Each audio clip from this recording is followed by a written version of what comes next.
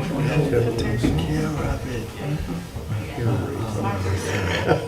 thought we had somebody gonna blow us up or something.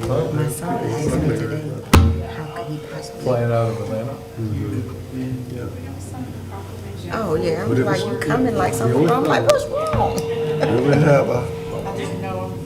We all had the same kind of pen. Can we use yours, Mr. Mayor?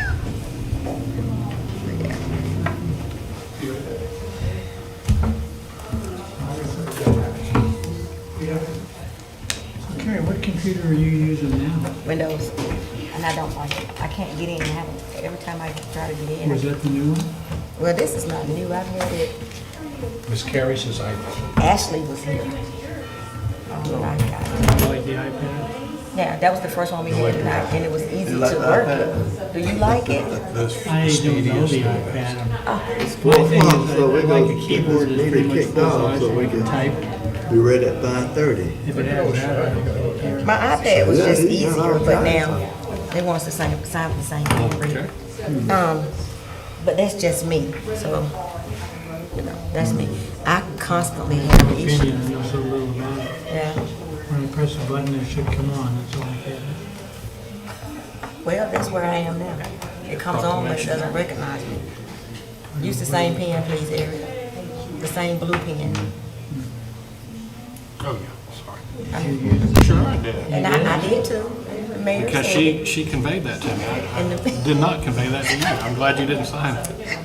That's what the mayor asked. So. Hey, Bill, I'm at City Council right now. how you doing?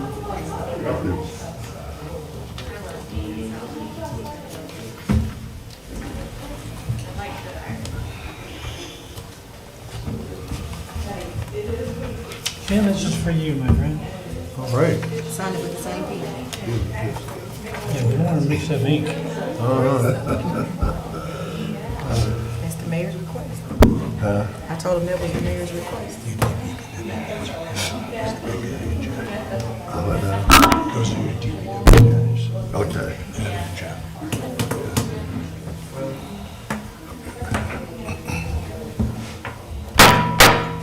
We're going to call up Dora. We'd like to welcome you to our work session this afternoon. I would ask if you have cell phones to please put them on silent or turn them off at this time. And we're going to stand and have pledge of allegiance by Councilmember Blanton and prayer by Mayor Pro Tem Reed.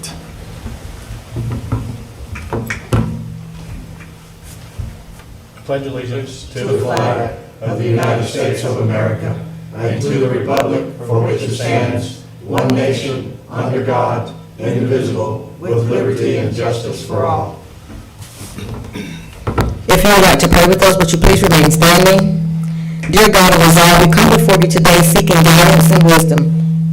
As we gather for this city council meeting, we ask that you bless the members of this council, granting us discernment and clarity as we make decisions that impact our community.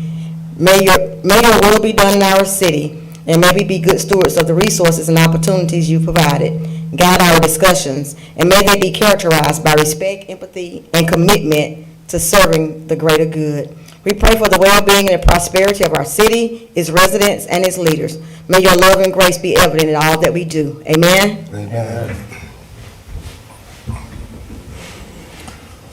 Since this is just a work session, we don't have to have a motion in a second to change our agenda. So we're going to move National Public Works Week proclamation up to A and change A to B. Mr. Sean Woods and his crew are here if you want to come forward. Mr. Woods?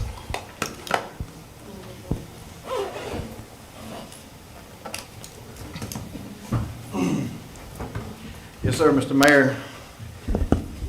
Council, how are y'all doing this evening? We're Good, how are you? May 18th through the 24th is National Public Works Week, and we thought it'd be proper that we just signed a proclamation as the APWA, American Public Works Association, puts in place for that Public Works Week. And we thank you, Mr. Mayor and Council, for recognizing our Public Works employees for the jobs they do each and every day. Yes, sir. We thank you for what you do each and every day for our city as well. And we do have a proclamation here. If you would like us to read it, we would. Yes, sir. Okay. National Public Works Week Proclamation, People's Purpose Present.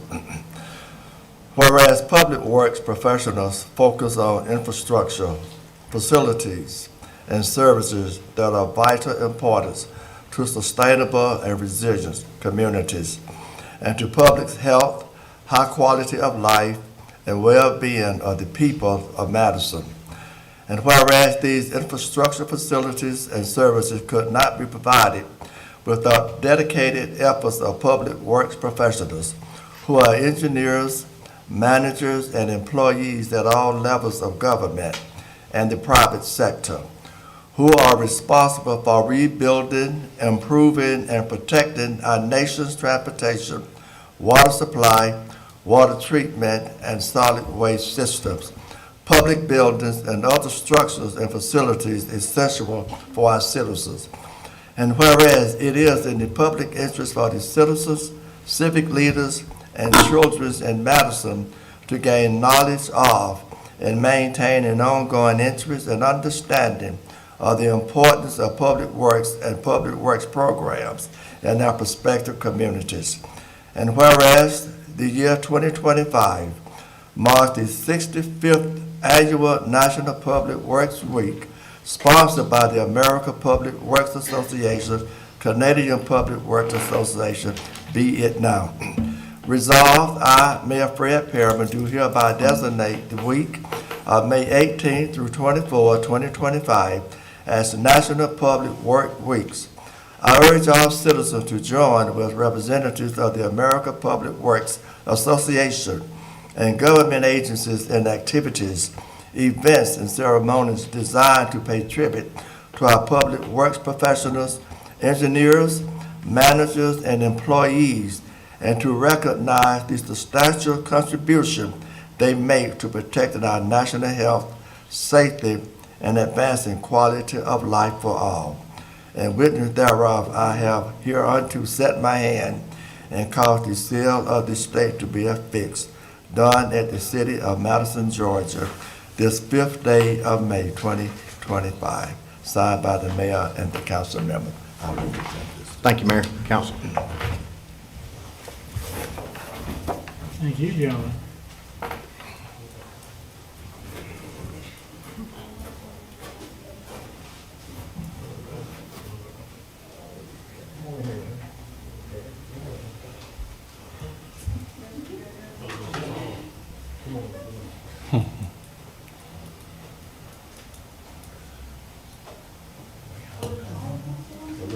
We can have council come down?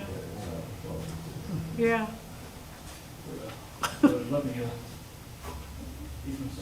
Eyes to me, smile good. Thank you. Eyes to her. All right.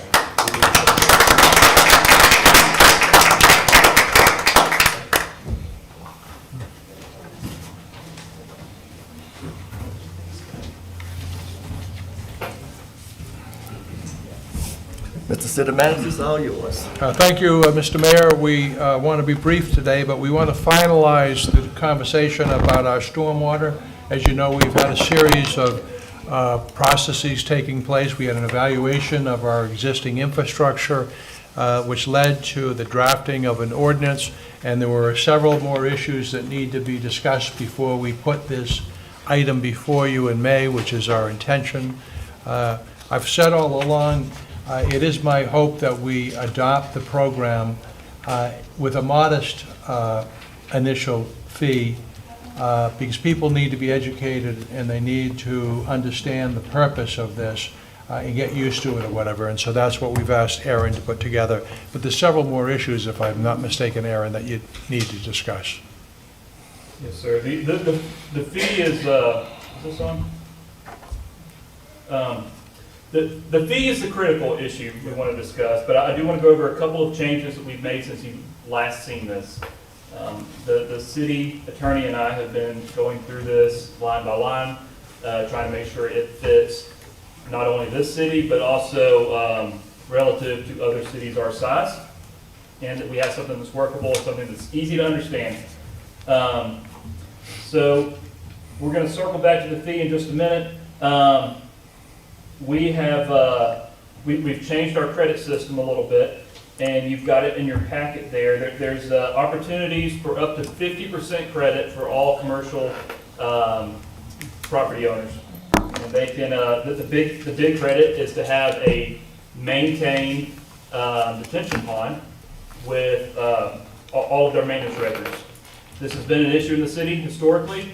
We're not holding them to current standards for stormwater management, stormwater design, but we are just saying you've got to maintain your infrastructure. If you maintain it, you keep record of that, you get your annual inspection, you're going to get 40% deduction. There's also 15% deduction available for having functioning water quality devices. It just keeps the water clean. 5% for having a state industrial permit, which most of our large industrial owners have, and detention facilities that that are above state requirements, that drop the detention 10% below what's required, they get an additional 10%. Beyond that, we want to talk about our public, all of our public facilities. So we've exempted railroads, we've exempted streets, we've exempted parks in this. Parks because of the role they play in getting people involved in stormwater and nature. But other public facilities, both city-owned and county-owned, state-owned, Board of Education, we would like to make sure that we're not a burden on them, because that's a burden on the taxpayer as well. And so we want to offer them an additional percentage, up to 50% for partnering with us in the education process, and also offer the opportunity for them to kind of pay their fee by in-kind labor and materials. So if the county helps out the city, then that would go towards their fee. Just a way that we can make sure that we have a partnership, but that we're not a burden on our government partners. So that's something we need to discuss. And then the rate is the big thing here. We cannot move forward with the final ordinance until we have a rate.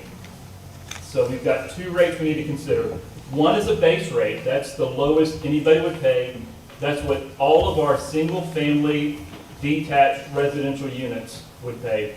I would recommend a base rate somewhere between $8 and $12. This is for council discussion, and that's per month. So if you're, for instance, $10 a month, that's $120 a year that all of your single-family detached residential units would pay. You know, if we're $12, that's $144 a year. But I feel like that's probably a rate that's low enough that's not a burden, but it does do substantial good to the city. We would probably operate the first 6 months or so on that base rate only for all properties, as we get the full administration in check and get all of our measurements of the impervious areas throughout the city. And so it could bring in up to $20,000 a month just on that base rate alone, which is substantial good. So let's stop there. And is there any discussion about what you would like the base rate to be? And we'll include this in the final ordinance. Could I just ask the question, and city manager maybe Yes. has answered this too. When was the last time that we had a base rate like this? We've never We've had never stormwater had before. stormwater. And that's why I'll be Aaron is giving you a professional assessment, and he has looked nationally. So everything that he's talked about is best practices or whatever. But I'm mindful, because I'm putting a budget together, that there are going to be rate increases in the water and sewer area as well. And I'm mindful that our citizens don't know about this yet. So I don't want sticker shock, and so I would caution you to be conservative. We always can, as time goes on, can raise it. Every year, we have a rate hearing for our various rates or whatever. I just don't want, I mean, for some folks, this could be sticker shock, and I don't know if that's fair. I'll just say that. It's absolutely true. Which is only fair. Yeah. Thank you so much. And we know that we probably go through a crisis now. A lot of families probably are. So if we just stuck with $8 a month, what would that do for? I'm slow with math, but 8 times 12, 8 times 12 is 96. 96. around $100. So. Under $100. And of course, it's up to our council members, you know, but we want to be fair to our citizens. Now, I'll say throughout the southeast, I've looked at all the rates, and rates for residents range from $4 a month to $15 a month. Those are your averages, cities of all sizes.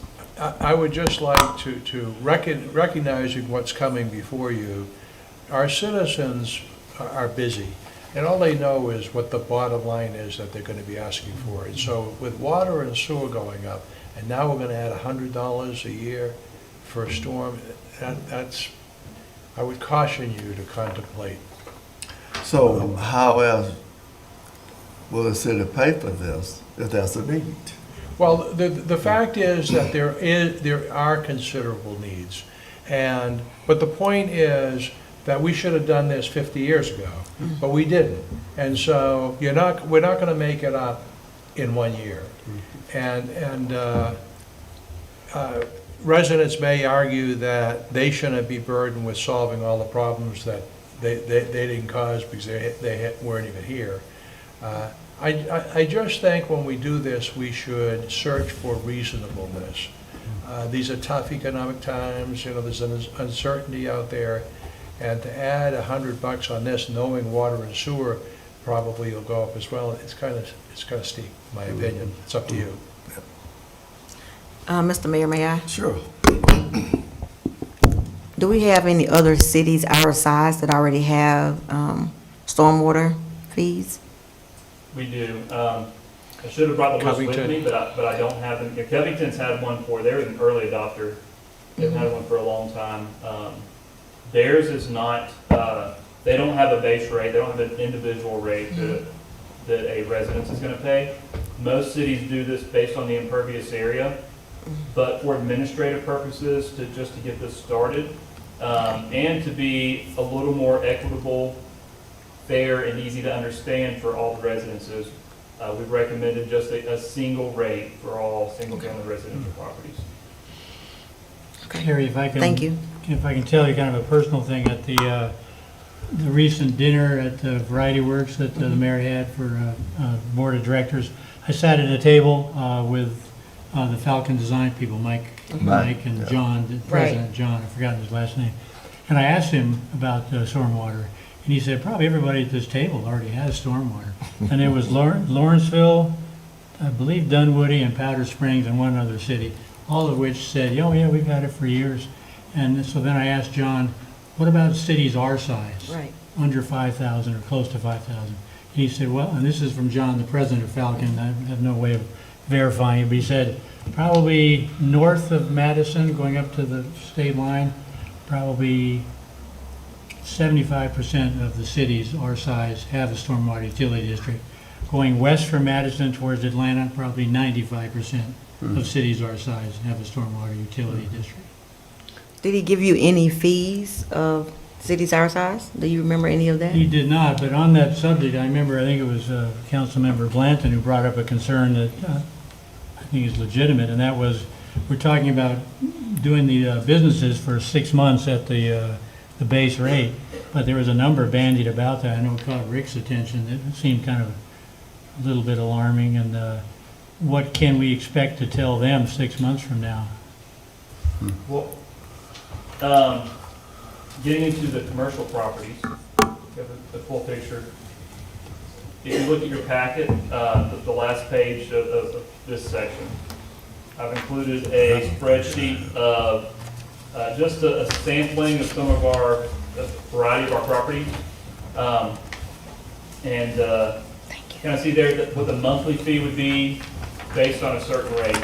Now, with commercial properties, we structured this so that they pay per 1,000 square foot of impervious area. And that's, again, that's going to be roofs, driveways, parking lots, anything that water can't get through. Also, by code, it's going to be gravel. Those are impervious areas. So we would charge them per 1,000 square foot.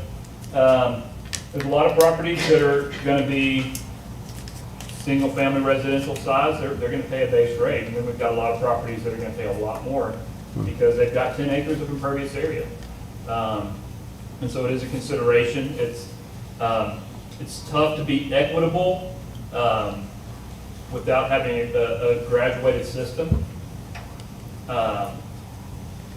Because your large property owners are going to pay the lion's share of this fee because they're putting the most into our back into our stormwater system and creeks and rivers.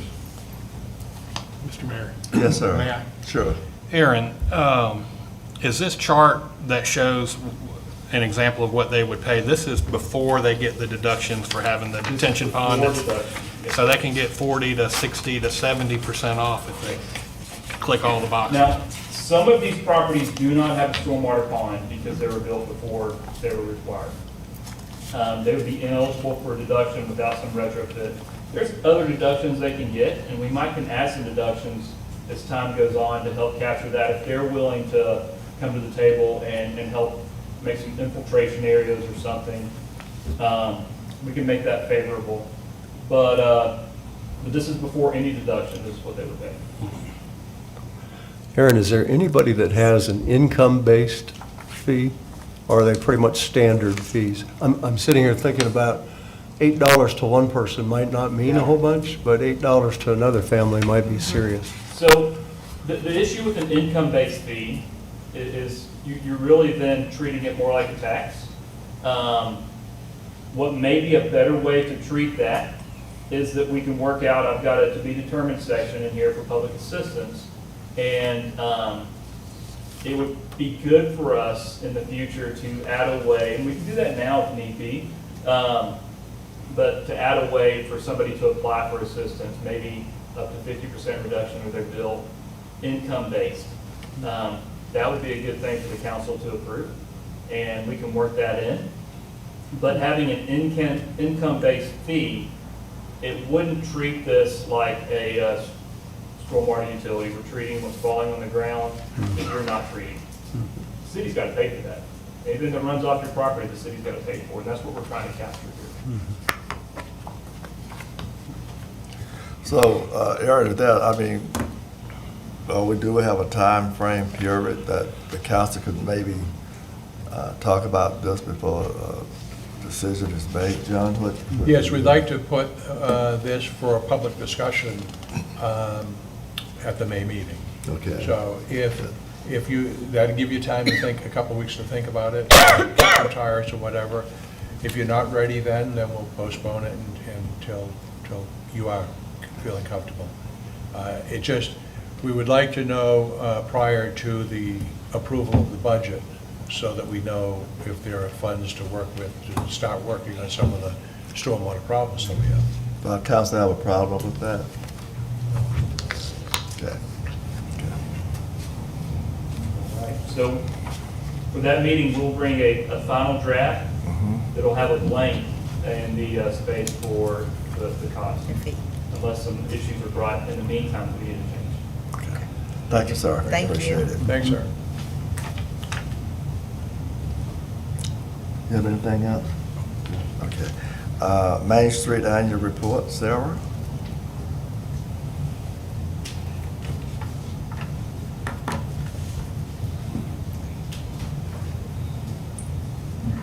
Good afternoon, Mayor and Council.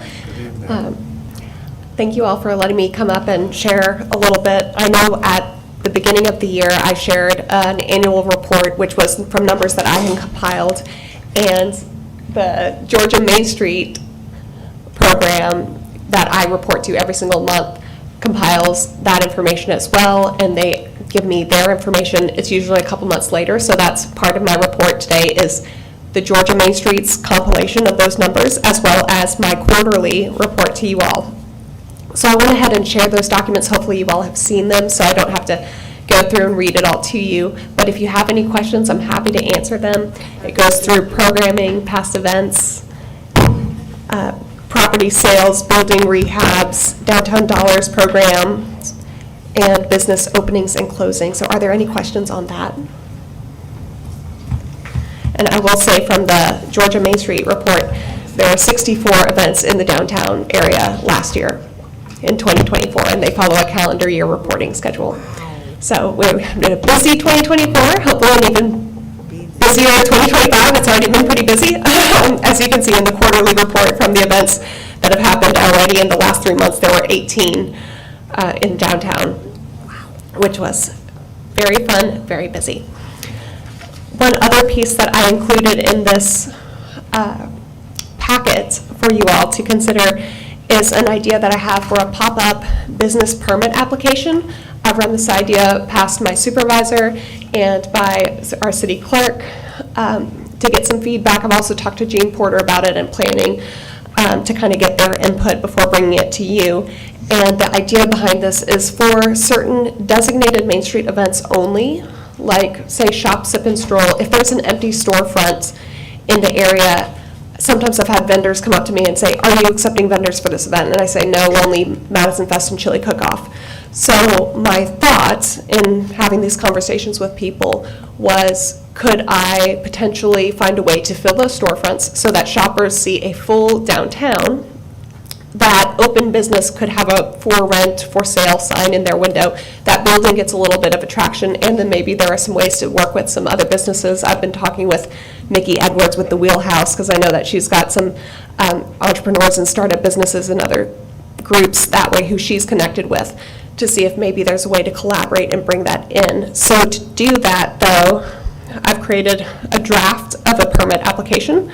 I tried to include everything I could think of, revisions from planning. I have a revision to make on this from Gene Porter, which is, he reminded me that any empty building for the scenario that I just explained would still require a CO from him, and so he would just have to do a building inspection and make sure that it's clear. And he said that's fine by him, though. I said, is there any concerns or issues with you doing that for something like this? And reminded him it's not every day that we're not opening this up year-round. And he said that would be fine from his perspective. And so I would revise some wording there. I included a fee which is probably on the low end and could always be upped, but I wasn't quite sure where your stance was, and that's part of the reason as well why I wanted to share this with you, is what that fee should be for a pop-up, 1 to maybe 2 day max.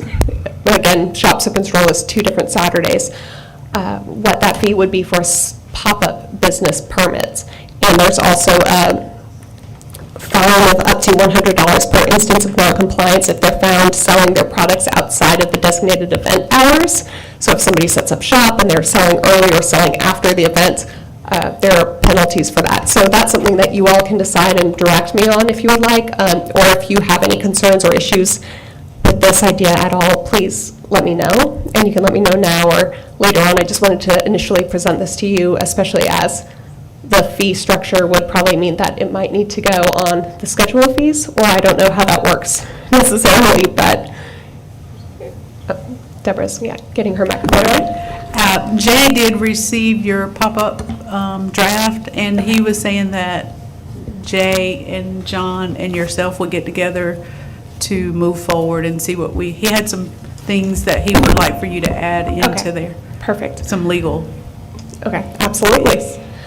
So if there's any questions on that, my other thought with this permit, if it moves forward, was the other event where I might introduce it is, and the sidewalk sales, because I've also had some people asking about those events, and could they bring their wares and products, and I've said no, but I also have heard from some businesses and downtown businesses, and comments has been the sidewalk sales look very vacant when they occur, And the reality is, a lot of our retailers do participate in them, but we have a lot of mixed types of businesses in our downtown, which is wonderful, but it does mean that there's a retailer, and then it might be a half a block before another clothing shop, or something like that. So when we start doing our sidewalk sales, you can see that distance, and it does look sparse, even though people are participating.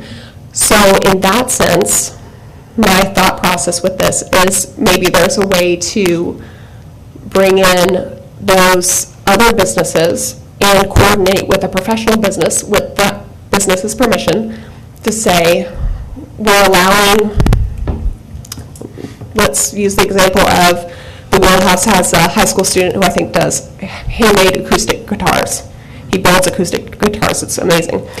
Let's say he wants to sell them, and so he could go up to Morgan Stanley, and if they agree, they could fill out this permit, both of them sign it, saying they consent to this, and then he could have a table out front of Morgan Stanley for the sidewalk sale. You know, so that was kind of my thought process. So again, if there are any questions, feedback, any reasons why I should not proceed, please let me know. And I'll be happy to bring this again as I make the changes from Jean and then from Jay as well, and John. I do have a question, Mayor. Yes, sir. To your credit, Sarah, you're always bringing new ideas to us and fresh ideas. I really appreciate that. I'm kind of curious where, I know you do training and you do a lot of collaboration. Who is helping you with those efforts? Is it the State Tourism Department? Is it the Northeast Georgia Regional Commission, the City of Monroe? Who's most beneficial, do you think? Oh, goodness. Well, that's a good question. I've had wonderful support from the Georgia Main Street program, and they have once a month seminars on different topics in collaboration space on a Zoom session, so it's nice because they also have a Facebook group for the managers of different communities. That's under DCA, right? Yes, and so I've worked with them, and sometimes I've asked questions, or we can collaborate and say, have you ever done this or tried this, or just get a bigger net of information. So that's been a great resource. And I've done some other training through Southeast Tourism Society's Marketing College, and I've completed 2 out of 3 years. I'll finish up my 3rd year this summer, the first week of June. And that gets the Tourism Marketing Professional Certification at the end of the 3rd year. And then I've also been a fun program. It's a graduate certificate course that I've applied for and gotten enrolled in through Mercer University's Stetson Hatcher School of Business in Entrepreneurship and Innovation. So I'm halfway through that now. I just finished up the 2nd of 4 classes through that program, through their business school, and that's been amazing. I did not know that. Thank you. Yeah. Mr. Mayor, if I could, I just wanted to make several comments. First of all, since we're talking about Sarah's annual program, as all of you know, she organized the volunteer dinner the other night, which was such a success and such a fitting event for all of our volunteers that do so much for our city. But I know that there was a tremendous amount of work behind the scenes that her and some other staff involved themselves with, so I wanted to publicly thank her. The second thing is an observation that I have, is that Sarah's job is a tough job. And I'd say that being a Main Street director is a tad bit like maybe herding cats. I don't want that, I don't mean that in disrespect, but she's dealing with a lot of successful, strong-minded people and whatever, and she's done a good job at coordinating efforts, and I just wanted to publicly acknowledge your efforts. Thank you. I appreciate that. If there's not anything else, I'll step back, but I'll give you that opportunity. Any other questions? Thank you so Okay. much. I appreciate the All right. job you're doing. for Thank us. you. I'll keep Thank you updated. I appreciate it. Sure. I'm sorry I was late. Sorry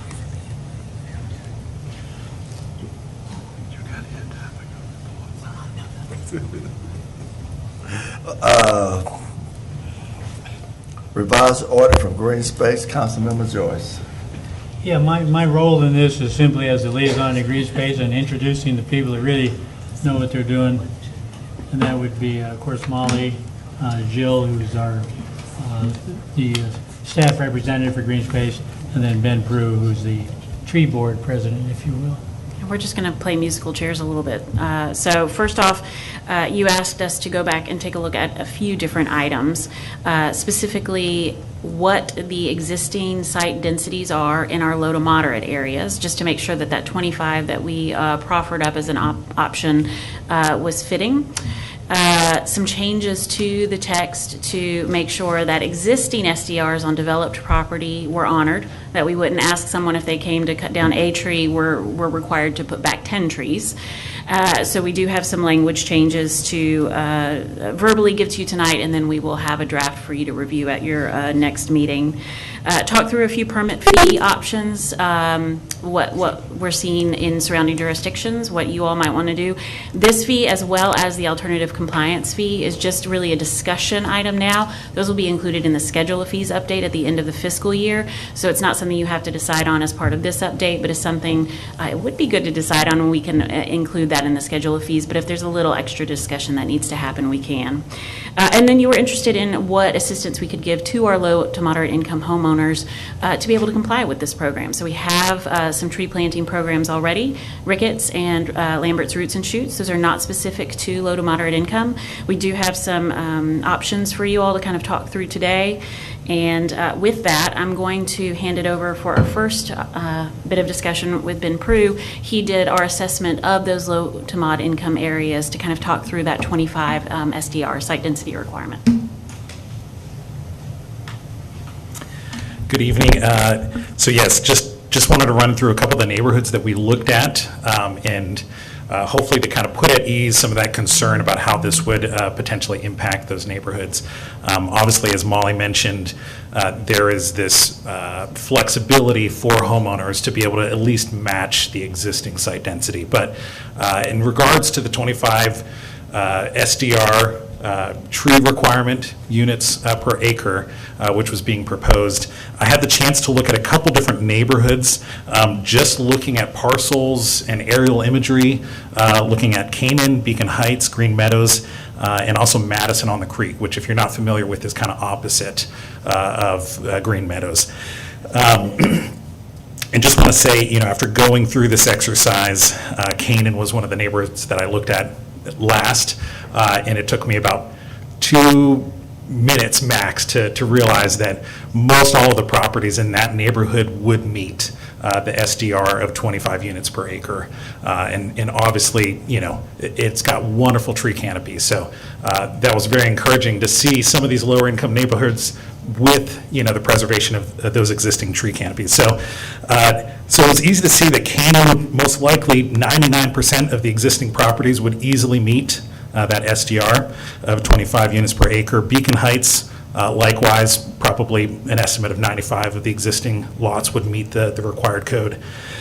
Green Meadows, which a lot of the lots in there, the tree canopy, the existing tree canopy is on the rear of the lot.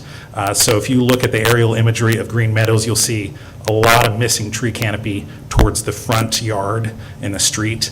Even that, about 95% of those lots would still meet the requirement. Madison on the Creek, which is a little bit more recent of a development, likewise, same scenario. A lot of the existing canopy that was helping these properties meet the requirement were in the rear, where they just did not have to grade and impact the existing tree canopy.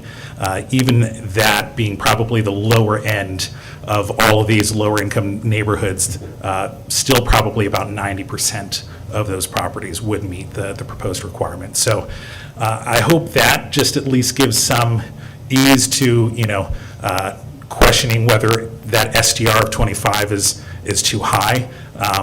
And I think it's a good option of going with that proposed density. And actually in the future, there may be some reconsideration of whether it's even high enough. But honestly, it was encouraging to see the tree canopy being met in those neighborhoods.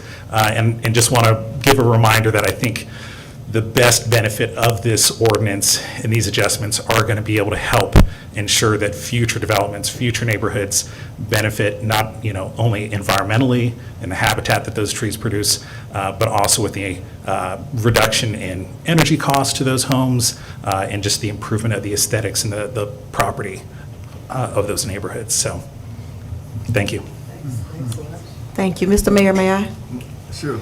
Thank you, Ben, for taking the time to go to each one of those areas, just to get a good look at what was going on in the area. So thank you, because I was the council member that was really concerned.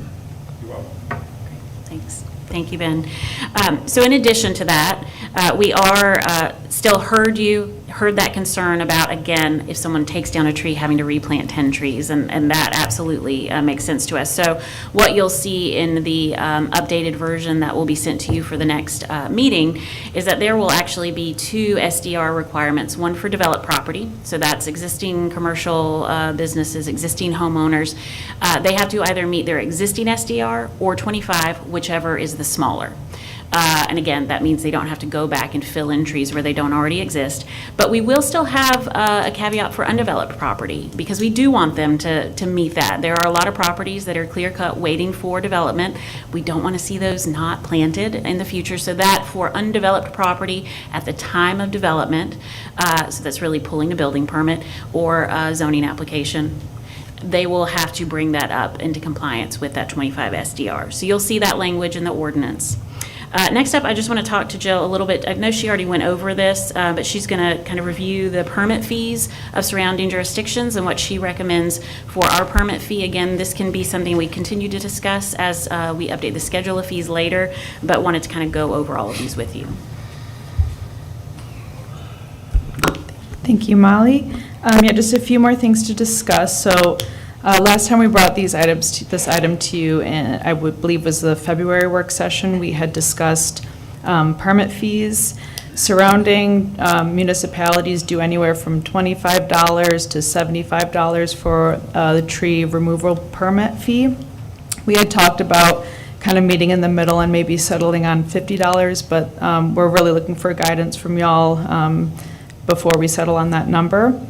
The second thing we need to discuss is the alternative compliance measures. So basically, if a resident can't plant anymore or can't plant on their property, they could pay into the bank. Trees nowadays are running anywhere from $200 to $300, and then we have labor on top of that. So for this fee, we're looking anywhere from $200 to $400, whatever you see fit for that. And another thing that we discussed at the last work session that we were at was taking money from the Land Development Fund to build a program to fund residents who are unable to fund their tree planting projects. We're still building this program. We'd be happy to answer any questions you might have about it, but we're still building that program as of now. But that's everything we do need to discuss, so if you have any questions for the three of us, we'd be happy to talk about those now. And Monica can actually come up and give just a little bit more detail on that use of the LDF for this assistance. Great. So it's actually the local development fund is where Karen parks funds that are donated or contributed by folks that are doing offsets. So we do have, I'll give a for instance, McDonald's, they were at full capacity and then they did a tear down and a rebuild, and they weren't able to raise their tree count to a higher tree count to comply with corridor and other regs. So they were given an alternative compliance. So what they did is they contributed X amount per tree plus the labor, because now they've deferred that labor onto city staff, right? So that number was contributed into the local development fund, and as we needed those to plant trees in the vicinity or in the area, then we can draw on those funds. And Karen does encourage us to move those out of the local development fund as we can. So one of the ways that we can extend our ability to assist homeowners that may be distressed or challenged to meet the regs is the local development fund can be used as matching funds to grants that we might be chasing. So we've gotten relief grants when we've had tornadoes or strong winds go through, and it took out a whole neighborhood full of trees. They're usually small grants, so there's 30, 40, 50,000. But you take those with a little bit of LDF money and you invest in either the Ricketts program or you invest in the Roots and Shoots program where the trees are free, or you expand those efforts, and that starts to give our residents that are challenged more than one vehicle to get to success. So they can utilize existing programs, or perhaps they could look at a third program if we happen to have a specific grant that's letting us leverage that out that specific year. For instance, we got a grant 2 or 3 years ago to plant trees in distressed neighborhoods. That would have been a good year to pull in a little bit of LDF money and make your money go double. So those are our opportunities. We also have a couple of other opportunities that arise when our local nurseries, who we buy from regularly, would like to donate a certain amount of product. We had that happen when we did Town Park and a couple other projects. And so sometimes we just hit that moment in time where they're trying to move product off of their floor, or not off of their floor, out of their yard, and they need to help us leverage. So if we're smart about identifying those opportunities and being open to them, and if we write the program for replacement for our distressed neighborhoods with the flexibility to replace it within 2 years or to replace it within 3 years, we might be able to make sure that we pair up an opportunity with a low cost approach to that. Thank you. And then finally, we also discussed fee waivers for those individuals. We floated using property value as opposed to income or some other measurement, simply using property value. We floated $250,000 or less. That would trigger a fee waiver, a permit fee waiver. But those are some of the things, none of that would go actually into the policy document itself. It would just be the policies that we have outside of that in management of this tree ordinance. So if you have any questions for us, be happy to answer them, but we will definitely have this updated language to you at your regular meeting. And we will also be updating you as we continue to assess how we can assist those low to moderate income residents with complying with this. Thank you. Molly, I have an observation, I guess. Absolutely. When it first came out in the water bills, I think a lot of people saw that as a done deal. And most of the calls that I got originally when I sat down in this chair were about that issue. They were saying, "You mean I can't even cut a tree down in my own yard?" Right. So I think somehow that needs to be fronted and addressed in terms of PR that's involved. Okay, wonderful. Thank you. And if I may, I've got one quick question. So I know you're fleshing this out, you're kind of polishing it up and such. So the council will have an opportunity, will be a chance, will we sit down and talk about it? Will we have some It'll be at your next regular meeting, so. input? Yes, and then- you don't necessarily have to adopt it then. You can re-review it at that point. Let us know if there are any other changes you'd like to make. We were just responding to the questions we got at the previous meeting. Super, thank Yeah. you. All right, thanks. And I do have a comment, if I could. I think the history of the tree ordinance, as I recall, and please correct me, those of you with better memories than mine, but I think it was about 5 years ago, this council passed its first tree ordinance, and it was made intentionally to be very mild and not really affect very few citizens. We were concerned about that, exactly what Jim just brought up, citizens, I can't cut my own tree. So we made it very mild, but the intention was always at some future date, and here we are some years later now, to put a little bit more meat on the bone of protecting our tree canopy, and that's the direction we're going in. I am, however, very pleased to hear Ben's assessment that it won't affect very many of our existing homeowners. To me, the big impact of this to all of our benefit will be on the new developments, where it will put some strength in our ability to require tree coverage, which we don't see in a lot of developments. So that's the good news for me, I think. Thank you for that. Mr. Mayor, may I add something? I would say that we owe a great debt to someone who's not in the room, so I'm just going to acknowledge them for just a moment. We adopted our first tree ordinance in 1991, and it didn't apply to residential areas. And that was the concern. We had two well-established areas, one in the historic district and one outside of the historic district, where an owner came in and clear-cut the whole lot. And that got a lot of people's attention because they realized that maybe people who've lived here all their lives have good intention, but we don't always inherit people with the same aesthetics or mindset or heritage. And so therefore there was a lot of concern about that. And so the tree board picked that up and ran with it, and David Land is not in the room, but David Land and Rick Blanton spent about 6 years looking at other tree ordinances in other cities, and they said, yeah, I'm sorry, I said Rick Blanton, I was giving Rick the credit.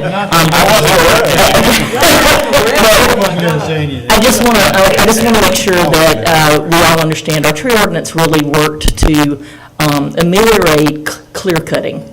And then David Land and Rick Crown, in response to the loss of established canopy, really saw a need. And they brought it forward, and about 5 years ago, we did adopt a version of it, but there was concerns about its implementation into our more affordable and modest areas. And so I'm very proud of the work the tree board's done, particularly Molly, who's guiding their policy, Eric, who's supporting them, and Ben, who has done the lion's share of modeling and the work to lift it up, to fill in that last little gap. And hopefully, at your next meeting, we'll fill in the last little gap, which will be about the fee structure and how we make sure that even though we're not placing a financial burden, we're also creating a financial avenue to success for everybody in our community on establishing our tree canopy and hanging on to it. So anyway, good work, everybody.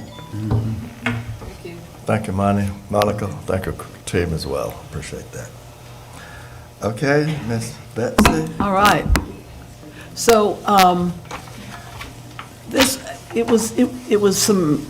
it took some time for me to cobble a lot of this together, so I apologize for not getting it in your hands sooner, but it's a high-level overview anyway. So if you look at what the key points for creating, so your first page is the key points for creating economic development strategy, and you'll see that there are 13 points that should go into, and there could be more if we wanted more, but I think as we start talking about creating an economic development plan or adding to what we have exist, we'll talk about what we have now, but especially in conjunction with the county, these will kind of help guide us to what kind of components we don't want to overlook, that we want to make sure that we're covering. For the most part, our own planning department covers these. Some of these are actually kind of non-starters anymore. For example, number 4 is tourism and community branding. We can enhance that, but I don't think we have to start from scratch on that one. I think we have pretty good community branding.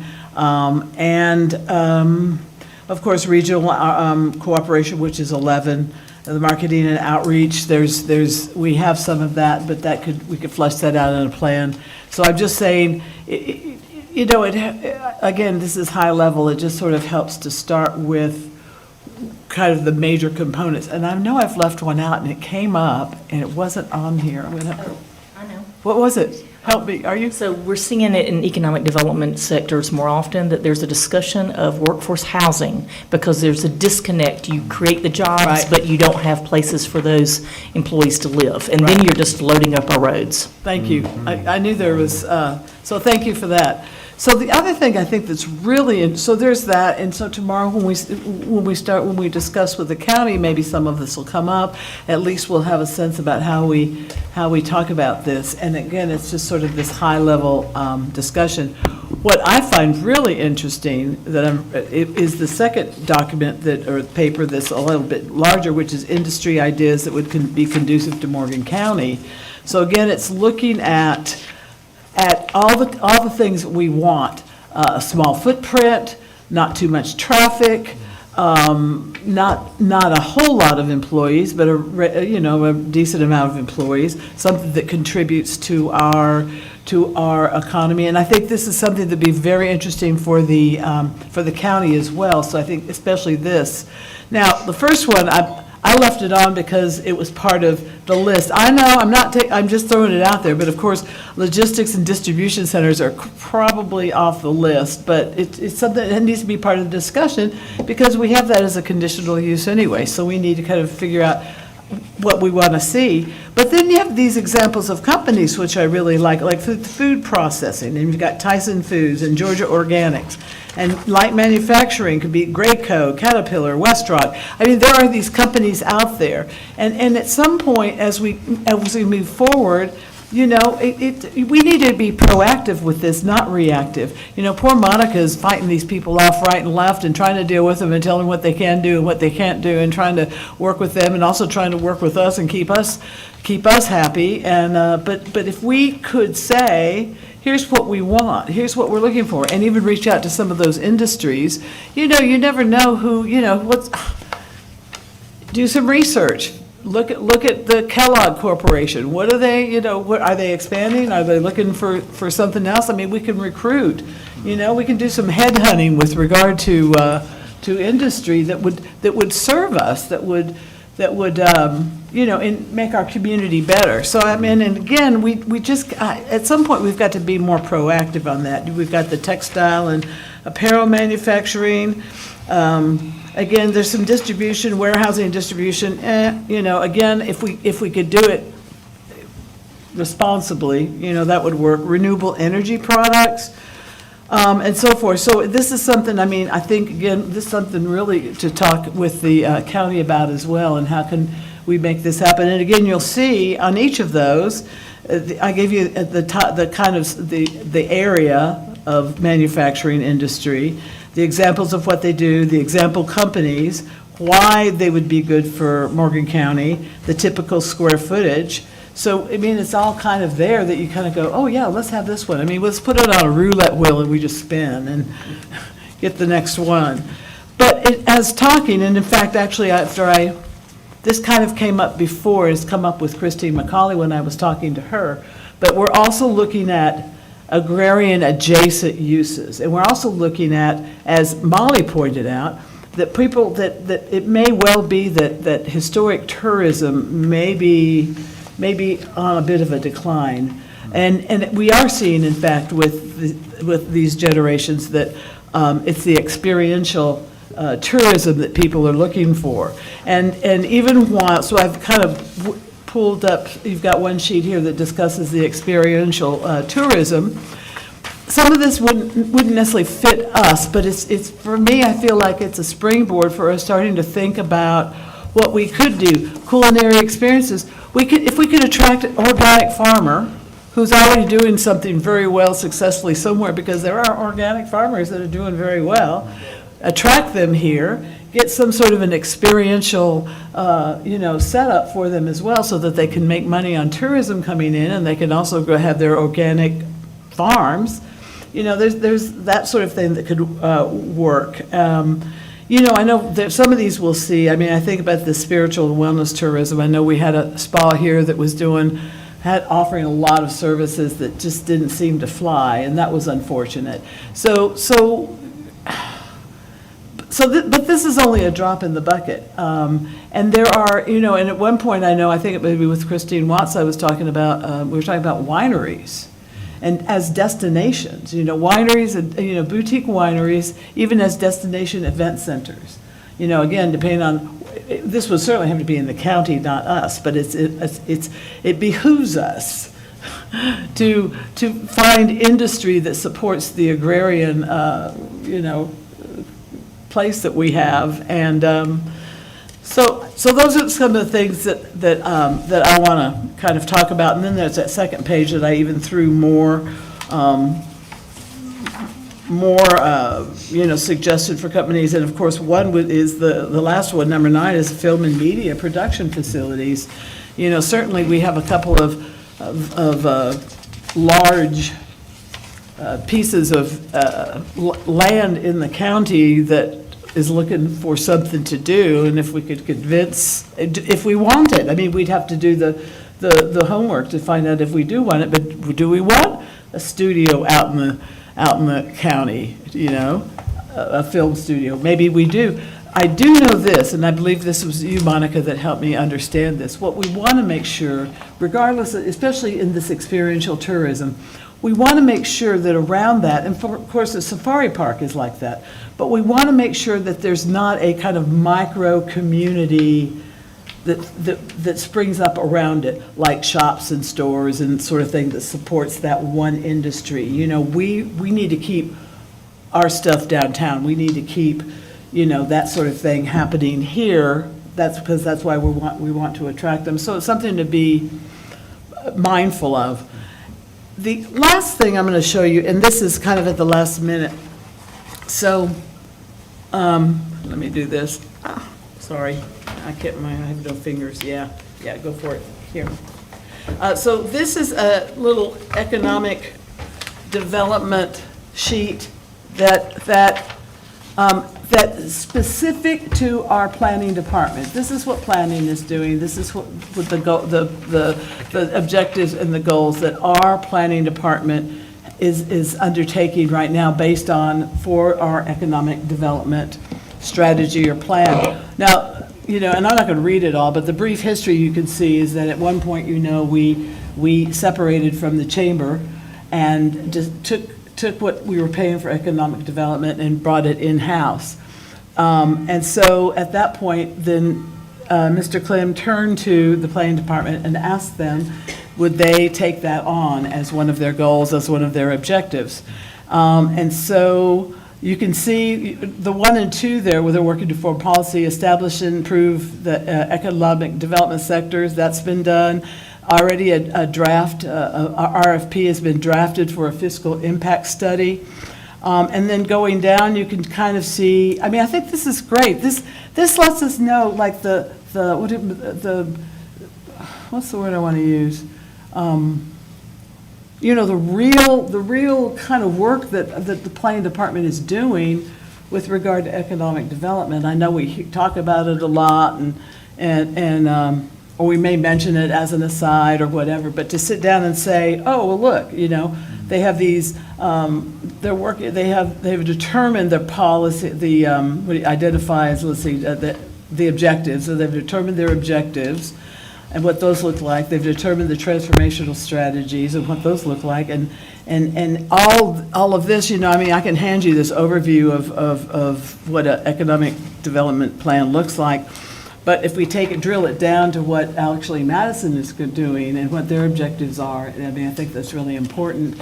And especially important when we sit down again with the county and have those discussions with them to say, all right, here's kind of what our focus is. I mean, one of our focuses, as an example, is attracting small businesses and locally owned and operated, as opposed to chains or corporate sorts of entities. You know, we want to build that up, and so anyway, and then also making sure. I mean, I know that the planning department has worked long and hard to come up with a set of performance standards to keep our city, you know, in good shape and keeping whatever, but. You know, so that's it. We hold them to the performance standards when they come in as well. So this is just some things to kind of, you know, look over or think about when we sit down. And I did provide this to Philip von Hostine so that he kind of has an idea about how we're coming in, and he can sort of, you know, do with it what he wants. If he wanted to share it with the commissioners, and we can just discuss it tomorrow. You know, it'd be very interesting just to see kind of how it goes. And of course, part of this, which I don't have in here because we've got it, is our comprehensive plan, and also thinking about how we can do a joint comprehensive plan, how we can kind of mesh those in some way to, you know, because we can't be an island, as we know.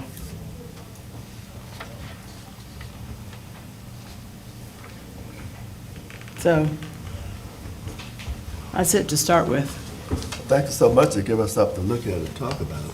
Betsy, can I add one thing? Yes, ma'am. I just wanted to tell everybody that Betsy said the planning department came up with the goals and objectives. I just want to be clear that we didn't pull those out of the air. If you will reference pages 26 through 29 of your comprehensive plan based on what your citizens said they wanted during the comprehensive planning process, that's where we draw, that's our derivation of everything. And then you'll also see on there that Betsy also specifically talked about transformational strategies and objectives, and that's how we've drawn it in based on your decision-making. Right. You know, so if citizens said they didn't want but 200 or 100 to 200 people in an industry, y'all have limited footprints, so every one of those informs our strategy. So I want to make sure that planning's not making that up out of whole cloth. That's Sorry. being driven out of comprehensive plans, citizen input, and y'all's decision-making, okay? Thank you, and I just kind of figured that we knew that. Yeah, I appreciate the credit. Y'all know that, but sometimes the public takes that and runs with it. Yes, no, I appreciate that. Well, thank you. Yes, this is all based on our ongoing comprehensive plan and public input.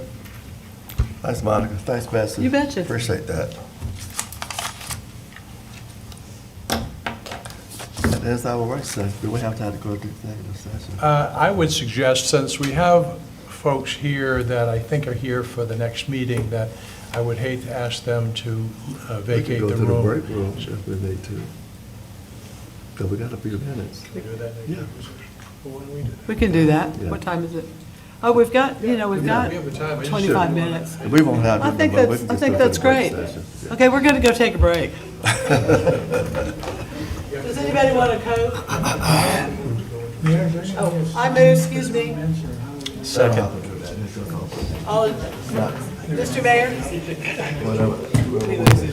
We have to move to This go. is not a council meeting, not a Yeah, do we need a motion? public hearing. Is he? Do we need a motion to go into executive, even from the work session? I would think so, and with what we're there to discuss. Did you see the next word? Take that with me. Get a motion to go into executive session. So moved. The conditions Get a second. of mission creation. Can we get a Get a second? Go second. into Oh, yes, Jim, second. Ability All in favor, show of hands. Aye. Guys, we're going into executive session. Yeah, raise your hand. You're voting to go into executive. now, Yeah. Right now. Yeah, we're going to walk out. Break room. we're gonna have to clear the room. Well, no,